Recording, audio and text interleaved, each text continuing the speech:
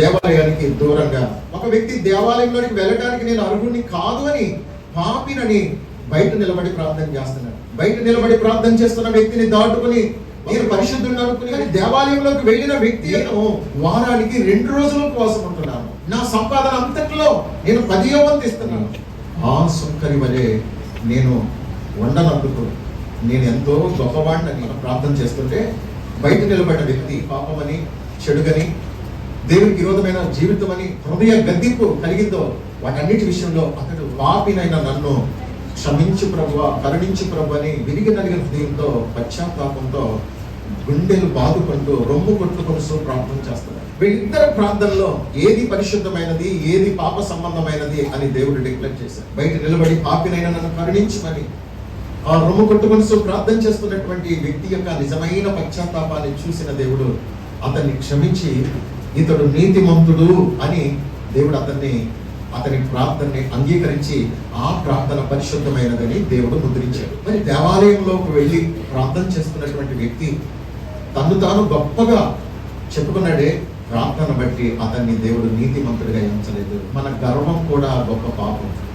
మన పాపములు ఒప్పుకొని విడిచిపెట్టకుండా ఏదో భక్తి ఆ కార్యక్రమాల్లో పాల్పొందటం ద్వారా నేనేదో పరిశుద్ధంగా జీవిస్తున్నాను అనుకోవటం కూడా పాపం.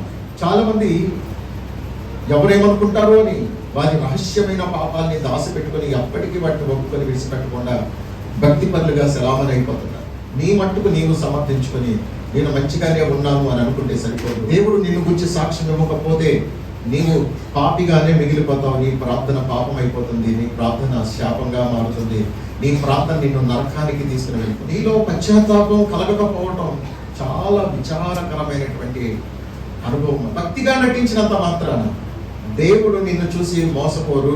ఆయనకి నీ జీవితంలో జరిగే ప్రతి సంఘటన తెలుసు. నువ్వేమై ఉన్నావో ఉన్నట్టుగా యథార్థంగా దేవుని ఎదుట ఒప్పుకోవటం నేర్చుకోవాలి. లేకపోతే కనుక నువ్వు ఇంత ప్రార్థన చేస్తున్నావే, ఈ ప్రార్థన అంతా కూడా పాపంగా మారిపోతుంది.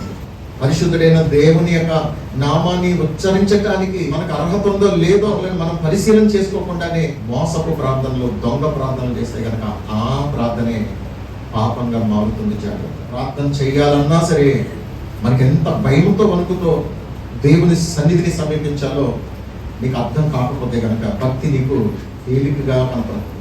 యేసు ప్రభుని కలిగి ఉండడం నీకు అది అంత గొప్ప అనిపించదు. ఈరోజు పరిశుద్ధుడైన దేవుని దగ్గరికి వచ్చి ఆయన నామాన్ని ఉచ్చరించగలుగుతున్నాము అని అంటే దేవుడు మనకి ఎంతటి గొప్ప భాగ్యం ఇచ్చాడు. ఒకసారి ఆలోచన చేయండి. దీన్ని నువ్వు తేలికగా తీసుకుంటావా?